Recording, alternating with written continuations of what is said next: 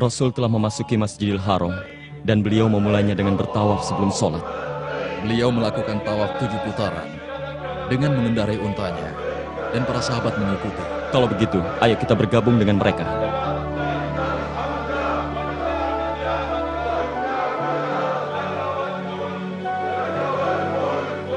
Perhatikan Rasul di sana. Beliau mengusapkan tangannya di rukun Yamani dan juga Hajar Aswad di setiap putaran. Dan dengarkan mereka mengikuti apa yang beliau ucapkan sebagai ungkapan rasa percaya apa yang beliau katakan dan rasa keimanan kepada Allah.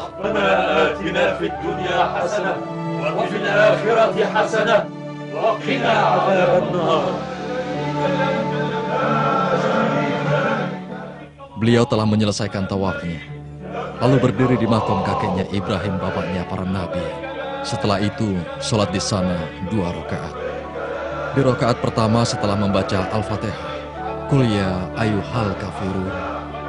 Dilanjutkan, Qul huwallahu ahad. Di rakaat kedua. Ayo kita tawaf, setelah itu kita sholat. Lalu kita bergabung dengan Rasul dan jamaah haji yang lain untuk melaksanakan sa'i dari Sofa ke Marwah.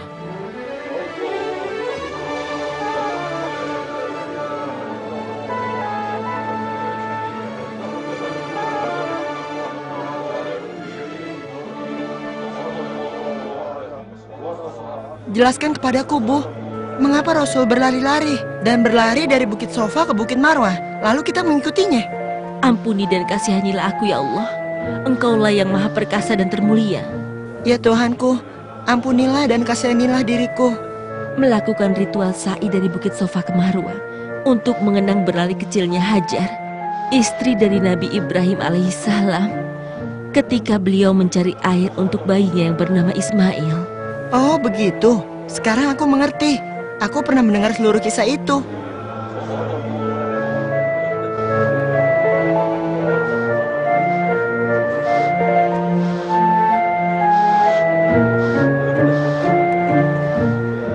Ayo kita bertahlul dahulu, karena kita sudah menyelesaikan ibadah ihram kita. Tetapi ayah belum kembali. Apa sebaiknya kita menunggunya? Ayah harus tetap berpakaian ihram sampai dia selesai melaksanakan ibadah haji. Apa aku juga harus memotong rambutku seperti yang dilakukan mereka? Iya, dan setelah itu kamu bisa berganti pakaian. Semoga Allah menerima umroh kalian. Dan bagi siapa yang hendak berhaji bersama Rasul, hendaknya dia bersiap-siap esok untuk menuju Mina untuk menyelesaikan ibadah hari Tarwiyah bersama Nabi Muhammad SAW melewati Padang Arafah. Kita berwukuf di sana pada tanggal 9 Zulhijjah hingga terbenamnya matahari. Dan wukuf ini adalah rukun haji yang paling penting karena haji adalah wukuf di Arafah. Setelah matahari terbenam, Nabi Muhammad SAW singgah di Musdalifah, bermalam di sana dan sholat subuh di sana. Kemudian berangkat ke Mina dan di sana kita melontar jumroh.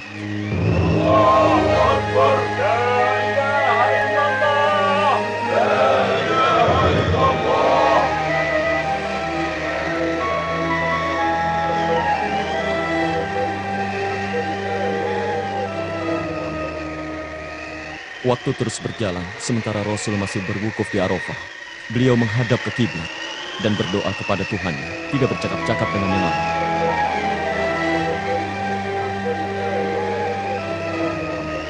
Rasul yang mulia baru saja menerima wahyu dari Allah.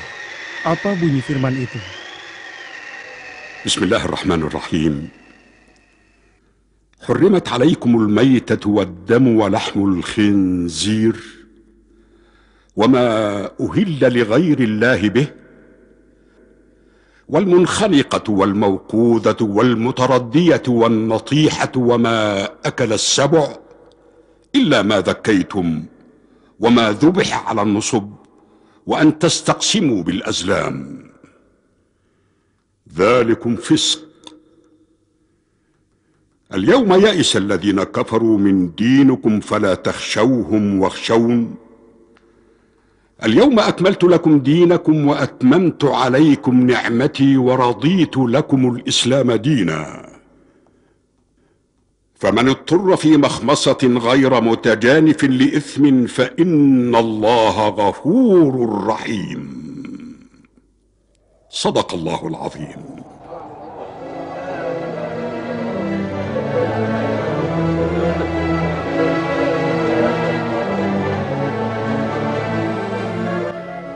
Lihat ya, Ya, Rasul sedang turun dari untanya Qaswah dan Rasul sedang memanjat bukit itu.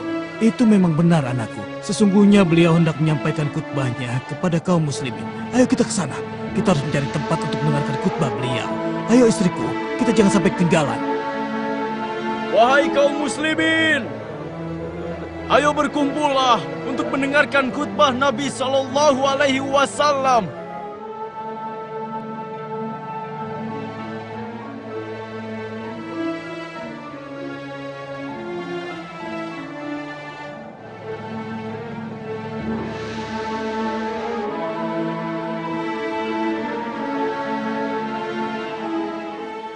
Berdirilah nak, Nabi akan memulai khutbahnya. Dan berdirilah dengan tenang dan beradab. Dengarkan baik-baik ucapan beliau. Sepertinya kita terlalu jauh dari beliau. Aku tidak yakin bisa mendengarkannya. Jangan cemas anakku, nanti akan ada orang yang berdiri di dekat beliau dan mengulangi apa yang beliau ucapkan dengan teriakannya agar semuanya bisa mendengar. Lagi pula lembah ini menghasilkan gema kan, Bu? Nabi memuja dan memuji Allah. Kemudian beliau bersabda, "Wahai manusia, dengarkanlah ucapanku. Karena aku tidak mengetahui apakah diriku dapat bertemu kalian setelah tahun ini dan di tempat seperti ini. Wahai manusia, sesungguhnya darah dan harta kalian adalah haram untuk ditumpahkan hingga kalian berjumpa dengan Tuhan kalian, sebagaimana haramnya hari ini dan bulan ini." Nabi setelah memuja dan memuji Allah, kemudian beliau bersabda, "Kalian akan berjumpa Tuhan kalian, maka dia akan menanyakan amal perbuatan kalian. Dan telah kusampaikan, barang siapa yang dititipkan amanah, hendaknya ia menyampaikan amanahnya itu." Nabi setelah memuja dan memuji Allah, kemudian beliau bersabda, "Berpegang eratlah kalian pada ucapanku, karena aku telah menyampaikannya. Dan kutinggalkan kepada kalian sesuatu yang jika kalian berpegang kepadanya, kalian tidak akan sesat selamanya, yaitu kitabullah dan sunnah Rasulnya." Dan Rasulullah bertanya, "Tahukah kalian hari apakah hari ini?" Hari Akbar. Rasulullah bersabda, "Allah mengharamkan darah kalian dan juga harta kalian hingga kalian berjumpa Tuhan kalian seperti haramnya hari ini." Rasulullah juga bertanya, "Sudahkah aku sampaikan ini pada kalian?" Ya. Dan Rasulullah bersabda, "Ya Allah, saksikanlah."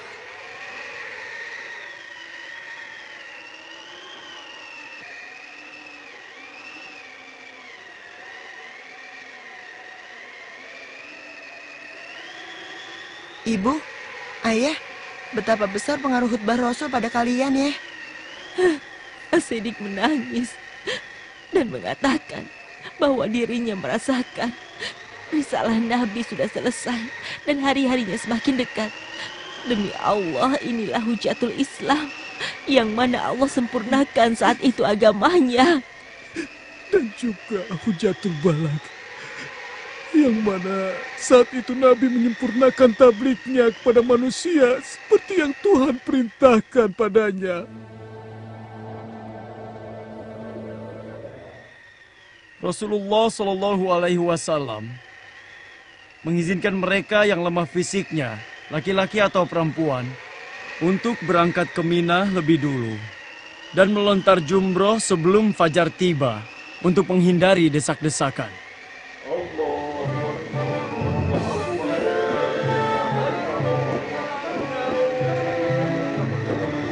Allahu Akbar, Allahu Akbar, la ilaha illallah.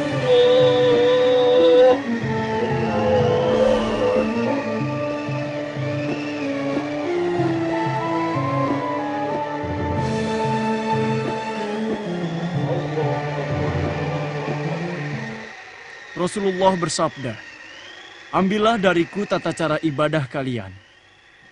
Kalian akan berangkat ke Mina, lalu kalian melontar jumroh Aqobah dengan 7 batu kecil.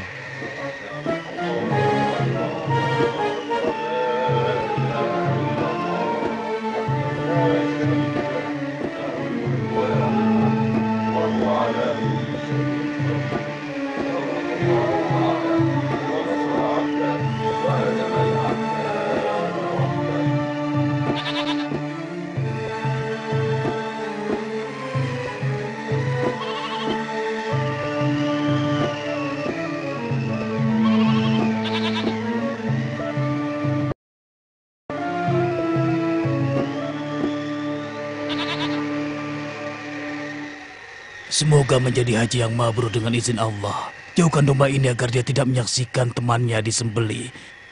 Begitulah yang Rasulullah Shallallahu Alaihi Wasallam perintahkan pada kita. Alaihi salatu wassalam.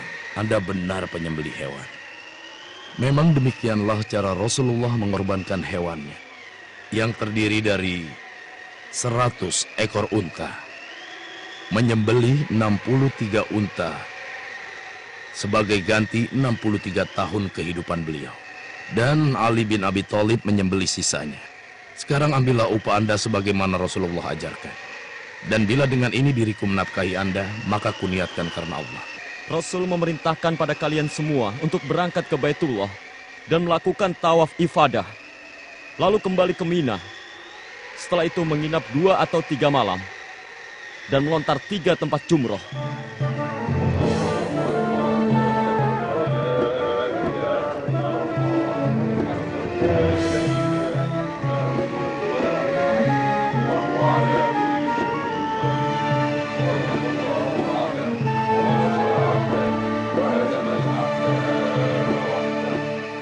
Rasul Shallallahu Alaihi Wasallam telah menyelesaikan hajinya dan setelah ini beliau akan segera kembali ke Madinah setelah beliau menyampaikan khutbahnya.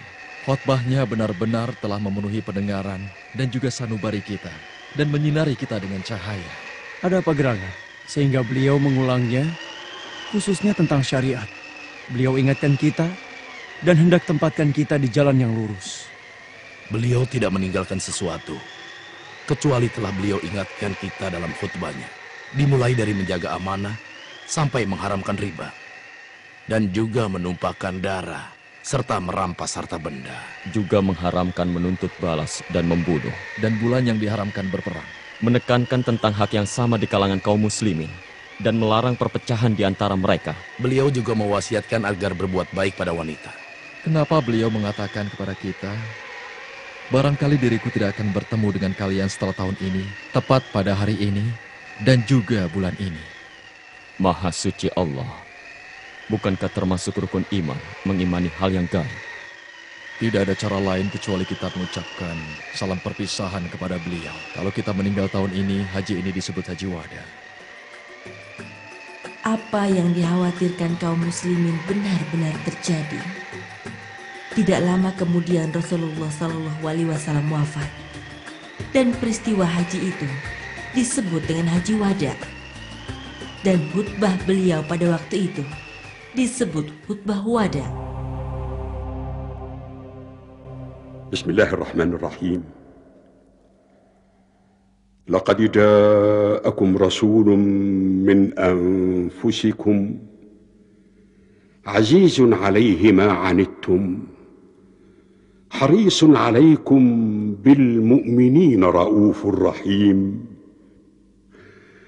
فإن تولوا فقل حسبي الله لا إله إلا هو عليه توكلت وهو رب العرش العظيم.